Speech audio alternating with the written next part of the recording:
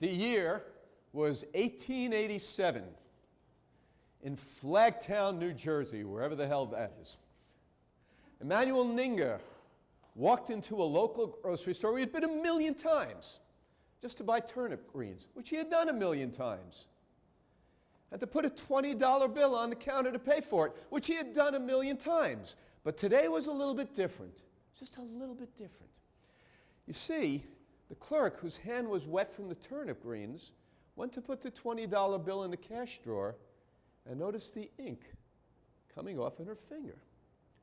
She said, "Wait a minute, it's a dollar bill. How can ink come off of a dollar bill or $20 bill?" But this is Emanuel Ninger. He's been here for years. He's a respected member of the community. He's not a counterfeiter. So she snuffed it off, closed the drawer, went home, and tossed and turned that night. How can ink possibly come off of a $20 bill? And just out of a sense of duty and responsibility, the next morning she got that bill, brought it to the police. Sure enough, it was a counterfeit $20 bill. Well, the police got a search warrant. They broke into his house, and they found Emanuel Ninger slumped over his desk with a half-painted $20 bill in front of him. This man was such a skilled artist, he didn't use a printing press. He used a camel hair brush, ink, and a pencil, and he was so perfectly able to reproduce a $20 bill, no one knew. Today, an Emanuel Ninger $20 bill is considered a great piece of art that some people with great pride still have hung on their walls. Well, when they took him off to prison, there were 3 paintings in the attic where he was working that he had painted. And they decided to take them and sell them at auction. And each of those paintings sold for over $5,000 a piece. And here's the remarkable piece of this tale, folks. It took him less time to paint each one of those paintings than it did to counterfeit a $20 bill. He had $5,000 a day talent, and he traded it for $20? At the end of his life, he was heard to say, "I was a thief who stole from himself."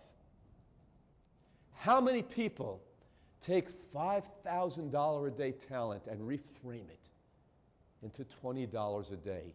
And my contention, way too many. Way too many. Our next speaker took a $5,000 a day talent and turned it into a $20,000 a day result. That is proper reframing. Dianne Wesley, at a time in her life, was a top 4 and top 5 Billboard singer. She was an internationally known performing artist. But perhaps the most unique part of the tale of Dianne Wesley was not her fame as a singer or performer, but the fact that she never had a bad performance. Ever. Everybody has a bad performance. Every speaker sometime doesn't have the energy, or had a bad experience, or felt ill and couldn't perform. But Dianne Wesley is the exception. Every time she needed a peak performance, she got it. How can that be? And it brought me back to an earlier time in my life when I was a kid, listening to the radio on July 20th, 1969. Now, if you're under 50, don't even pretend you know the answer to this, but what happened on July 20th, 1969? What incredibly significant event took place? Anyone? Space. Thank you. Neil Armstrong landed on the moon. And as a kid, I sat there with my green transistor radio listening to every single piece of that landing. Believe me, MJ, your dad did too. And Neil Armstrong got on the moon, and he stepped on the moon, and he gave a planned, pre-planned, what I think, ridiculous-sounding statement regarding that landing. He said, "That's one small step for man, one giant leap for mankind." Meaningless. And then Neil Armstrong said something so significant under his breath, but still with the microphones turned on, that even as a young boy, I remember thinking, that is one of the most significant things I will ever hear. Standing there in the moon, looking out into space, he uttered to himself and for the whole world to hear, just like drill. Just like drill. And I realized that Neil Armstrong had landed on the moon thousands of times in his mind, that when it actually came for that peak performance moment, it was Old Home Week. He had been there in his mind so many thousands of times and had simulated in his head so many thousands upon thousands of times that when it came time to perform, he was perfect. And I realized that's exactly what Dianne had been doing. Every time she went out there to perform, she had simulated it so many times that when she opened her mouth to sing, it was Old Home Week. All she did was do it right in drill so she can do it right in life. 10 years ago, maybe even longer, Dianne, maybe 15 years ago, she and I had a discussion when she first presented at the round table about how do you get ready for peak performance? How can you be at your best every single time you're called on to be there? And I said to her, perhaps your greatest talent is not as a performer, but your greatest talent is the ability to reframe peak performance moments by getting it right in drill, and could you teach other people that same drill? And I remember she thought about it and said, yes, I can. Since then, she has taken some of the most raw business people I've ever seen and turned them into brilliant professional speakers and presenters. Since then, I've seen her take people who, through performance anxiety, couldn't even speak one-on-one with an investor to the point where they had crystal clarity in that keen moment in life when they had to be at their best. They were, because she trained it into them. She trains people to do it right in drill, so they do it right in life. It's brilliant. Dianne, get up here. All right, everybody. I love what you guys did. That was unbelievable. You were definitely great. I need everybody's energy out here. Can I have some coffee up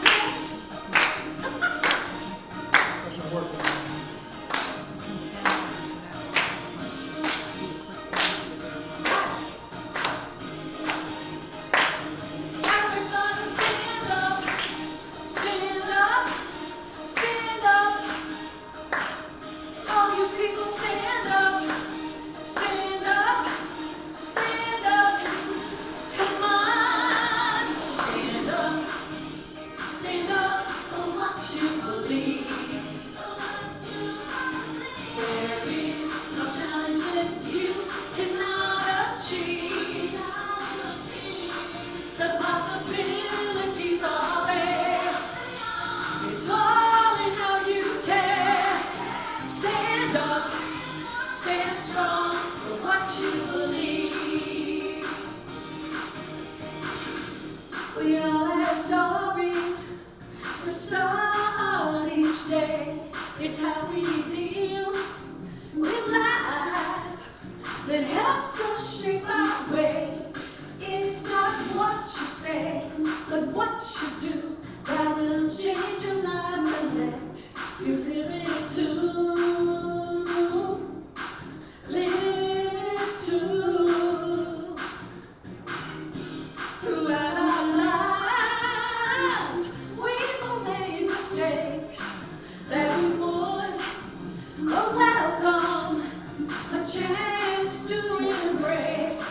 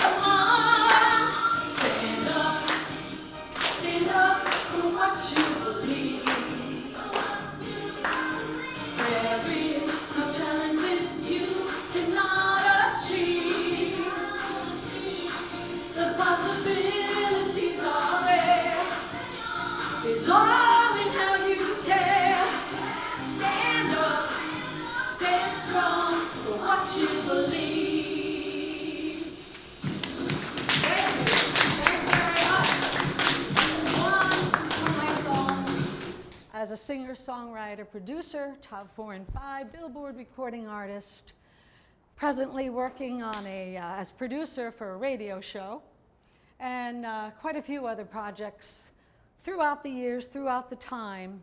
I'm very, very proud, and I feel so blessed to be here today. Just to let you know, and this is to show you, under all circumstances, you can do anything if you put your mind to it. I was just asked a few days ago, situation come up, you know, we're show people, show must go on, and put this together within a couple days. A couple weeks ago, I was slammed against a wall, and not minding my own business. I was with friends, we were at the casino, and this big fight ensued. So this is completely torn, by the way, same as the bicep. I got slammed on my head and I got slammed on my spine. Now, you could say, oh, I don't feel good. I'm not gonna go out, I'm not gonna do that. Reframe yourself. Reframe yourself. Say, this is where I'm supposed to be. I can tell my story. I can do great things by being present. And that is one of the things as an artist. I've been asked, how the heck do you stay at peak performance under all conditions? And this is what I'm talking about. It's all conditions. It has nothing to do with just being there. It has to do under those conditions that you are there. You do that, you can do anything. I really believe that with my heart. There's been several situations like that. From the time I was 2.5, I knew what I wanted to do. I wanted to be a ballerina. So Wealthy Ann Townsend said to me, and my mom, I'd sit there perfectly, waiting on the side. My sister was 5 years older than me, my brother was 7. So I sat there, and Wealthy Ann Townsend said to my mom, if she's like this at 2.5, so determined, I'll take her. That's what I did. That started my love as being an artist. By the time I was 5, I saw a picture in Colorado. My brother was at a jamboree. I said, it's Christmas time. Mommy and Daddy go, Mommy, Daddy, I'm going to go to school out there. And they all looked at me like I was completely crazy. And I said, I got a pat on the head. It's okay. Don't worry about it. We're going to go, you know, we're going to go back by the tree. We'll open presents. I went to Denver University. I was asked by one of the top directors at Denver University, said, I want you to go over to England and audition. There's some major academies. I think you'd be incredible. So I thought about it and I looked at it. I saw it. I literally believed it before I saw it. And I said, okay. So set everything up for the spring break. I went over, I got accepted at 4. There's only 42 per year. Thousands from around the world go and audition for this type of academy. And very few Americans ever make it, by the way. It's always from some other country. So it's worse than The Voice, it's worse than America's Got Talent, it's worse than American Idol. Because you have a panel of 12 people. You have to write a thesis before you even go over there. Then they narrow it down by thousands and more thousands. Then you have to perform in every element. Well, you have to be on top of your game. So I learned early, if you want to do something, you better be ready. So I'd always prepare. I was always ready in school, but I worked my literally butt off for that. So by the time I was 12, I'm going to go back a little bit. By the time I was 12, all those years prior building up, I had seizures and convulsions because I had 12 extra arteries that weren't supposed to be in my body, and it strangled my kidney.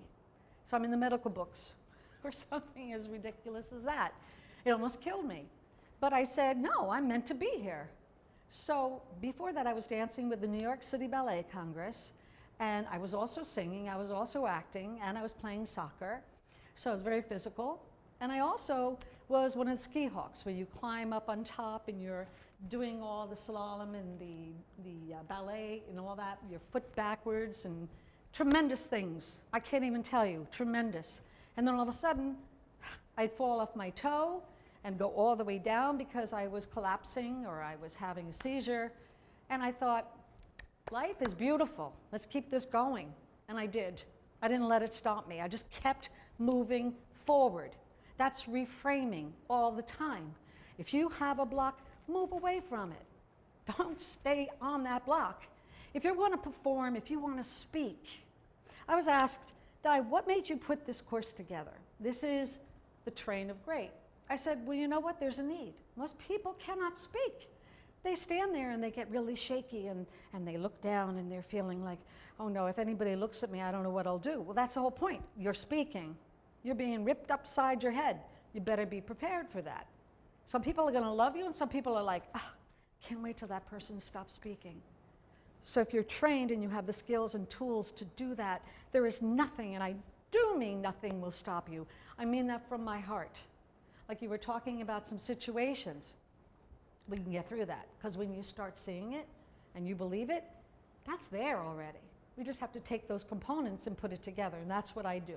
I will restructure. I will help you grow in ways you never even thought. Because if I can go through all the things I've been through and all the hospitals I've been in, you can do that too. And I'll do it with one arm if I have to right now. So it doesn't matter. You can do whatever you want.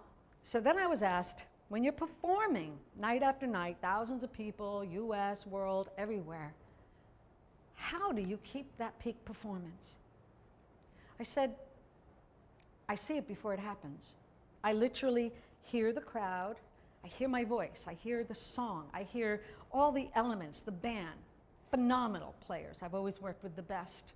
And all of a sudden you hear the pounding and everybody's getting ready. You feel that, but you've already seen it. So you're not thinking about, how am I shaping a note? You do that, you lost the song. Are you putting passion into it? No. You're just singing the song, you're not singing the song. If you're speaking, if you don't put that passion in it, are you really speaking to anybody? Are you saying anything? I don't think so. But if you really see what you're saying, when you speak it, the words are truth. Truth is what is going to get you over, is what's going to help you. If you are so nervous right over here, I say, you have a basket of worries and fear over here. You pull it back over here, you're a new person. You are reframing. You're reframing yourself. You have an alter personality that lets you fly in ways. That is the truth of what you can do on a daily basis. But if you do it every day, guess what happens? It gets easier and easier. There's no holding back in anything you want to do. Now, if you see up here, we have know your audience. We have to know your audience. If you don't know your audience, what are you doing? If you're at a convention where all they want to talk about is cheese, unless you have a way to reinvent the cheese, I suggest you don't talk about the cheese. But if your project and your product is something that's so valuable to you, it could be anything from a real estate deal, it could be a spray, it could be, my goodness, what you guys are doing right now. I'm already seeing it. I've already seen it in my head because I know you're so passionate about it. And now we have to get that to the next level. Does that make sense?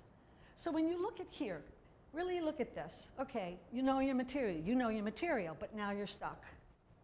You're stuck against that block.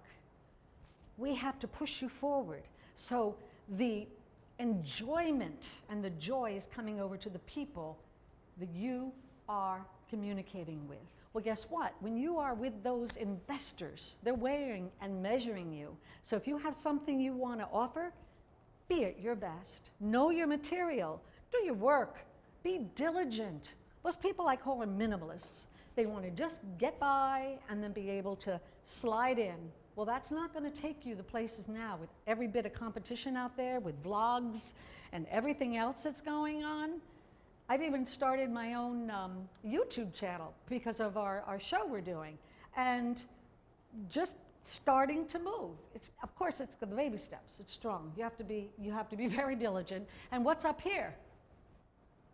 Passion, practice, patience, and perfection.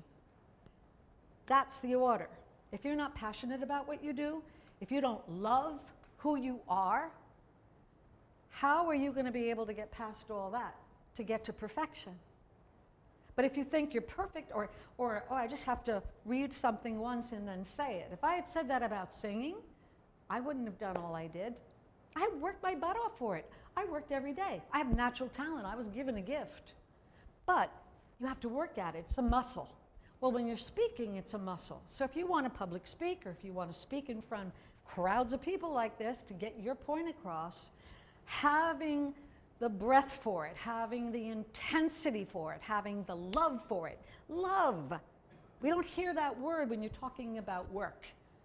I call it joy work. That's my TM. Now, if you look on the other side, confidence, own it.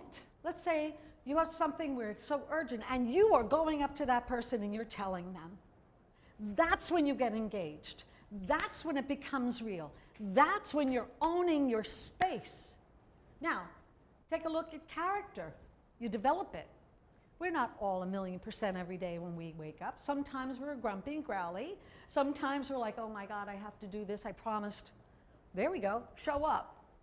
How many people did not show up? How many people show up on a regular basis? They say they're going to do this, they're going to do that. How can you move forward if you don't show up?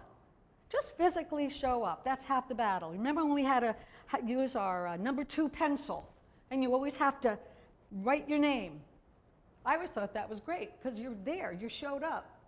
All of a sudden, those people right there are the ones that are going to start succeeding. Some people don't even put their name on things or the date. If they want something that's theirs, I say, how about date it? That way you know this was yours on that date. A lot of people try to take things from people these days. Let them. You have new ideas. Don't belabor all that. Get better, don't get bitter. Move forward, work with people you love. That's the joy of life. Work with people you love. When you're presenting, you weigh and measure them as well, because they're weighing, measuring you, right? Some people you don't want to work with. They may be brilliant at what they do, but can they really help you, or are they just really there for themselves? You want to make a team. You want to have a team around you that you want to embrace every day, and you can't wait. It's just like if you had your favorite ice cream or your favorite meal. You can't wait to just gobble it up. You gobble it up, what happens? You feel you want more. So you go back for more, but in a different way. So you can reshape it. That's reframing. Now here we go. Communication. Believe what you're saying. When I sing, and I've written a lot of songs, and I've also done a lot of commercials, I've done movies, I've been blessed. I've also been beaten up a lot physically. I'm not sure about that why. I know God has a plan, so I'm just going in his guideline. Now, believe what you're saying. Connection. See the result before it happens. Before I started singing, as cold as it was in this room, I was trying to mentally warm up my voice so that I could actually do this. That's crazy. Sometimes your throat can get really, really tight. You know, if it's in the wintertime and you're outside and you ever try to sing, you speak, it's really rough. But if you're warmed up, as my people found out in the car, they listened to a lot of strange sounds just to get warmed up, because under all conditions, you are there. You are present.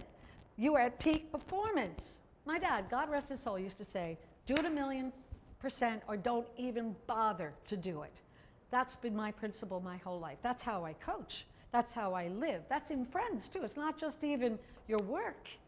It's your friends. A lot of times we say we're going to do something with our friends and then we don't show up. Well, don't you think they have lives? Don't you think they have time? We never consider that.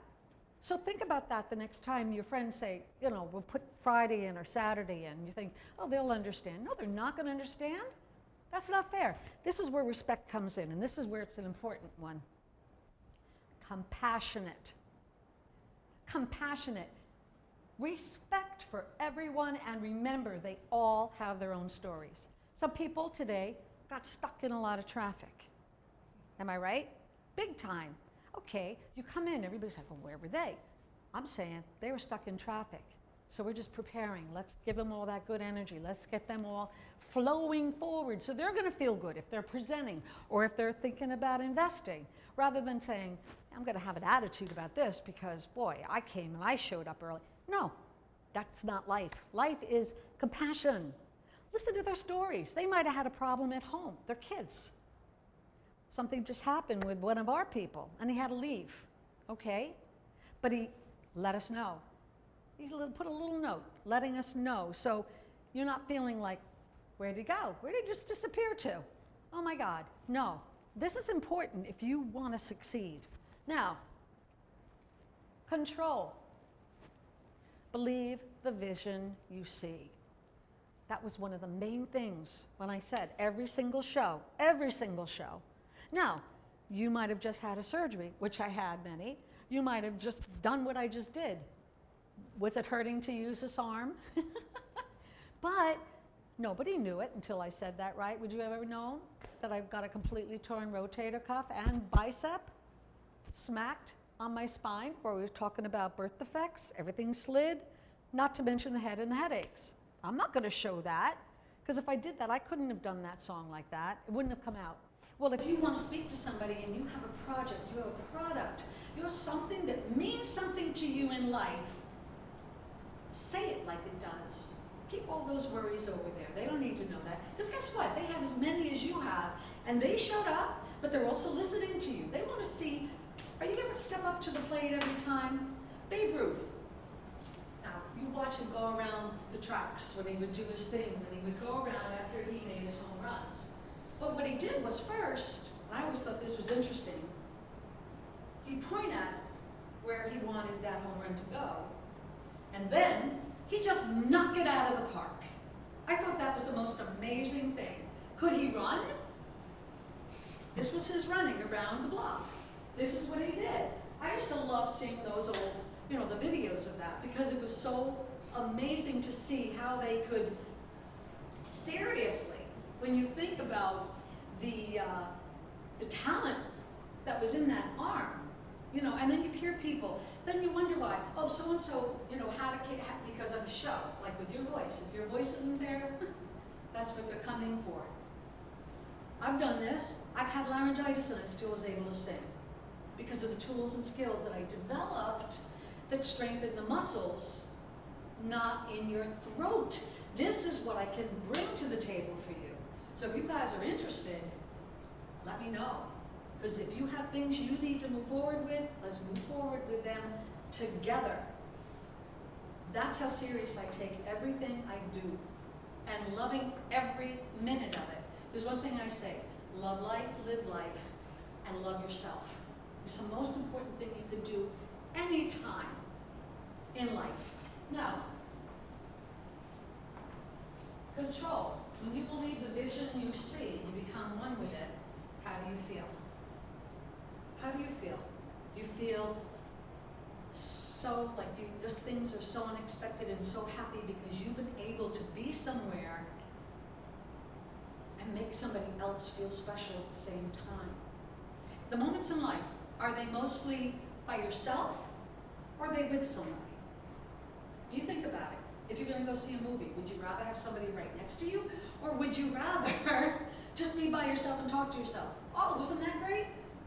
You're talking to a chair, okay? Now here's the other thing. When you're speaking, and I don't care if you're on the phone, or you're at an event, or you are in a one-on-one to a huge group of people who are interested in what you have to offer. And sometimes it's huge, really huge, right? So if you are prepared, you can talk on that one-on-one, and you can talk to 1,000, 100,000 people. I've done that. I know what that's like. It's the same energy. You're just expanding it because you're getting it back. What you give, you get. What you get, you give. You keep doing that, it just keeps rolling. That's why I call it the ripple effect on the train of great. And this is reframing all the time. Move those mountains. Move the blocks that are stopping you and the fear. These tools and skills will unblock it. That is something I will promise. I don't promise things I cannot deliver on. And you're just getting to know me, for those who I've just met, and other people who I love and adore, and I've known for a very long time. This is what I want to bring to the table. So if you are interested, get in touch. I also want to get for sponsors for the vlogs. Now that I know the proper terminology, that my niece said vlogs. I said, okay, that's a vlog. I feel like we're in Sweden. It's the vlog we're doing now. But if you're doing, and I'm serious, if you're doing any of these things, there's shows that you can do, as you know. You can do all these different things, but you need the sponsors, you need all the background, you need all those components. That's why I call it strong, cemented baby steps. Baby steps to success. Because when you get to points, when you get bigger than what you can handle, so I say, be careful what you wish for, because sometimes you'll get it, but you got to be prepared for it. And you have to be prepared to open up your team, develop your team. Then you can speak. Then you can meet with the people. Now, there's certain things you're going to do with your tones, your textures. So if I shouted at you the whole time like this, and that's all I said, I do this, I do that, I think you'd want to back up, am I right? But because you take a moment and you can get tender, just like in a song, or you can get more attitude and emotion by building it deep, not shouting at no one. This is what we want to do. These are all the things I can do for you. Get you over those fears, the trepidations. This is what I love in my life. I love the performing side, but I love the coaching side. And it's all areas, so we can explore that as well. Well, I don't want to take up too much more time, but as you can see on the cards, there's a lot more. If you turn them over, you're going to see a lot more things happening. And here we go. Okay?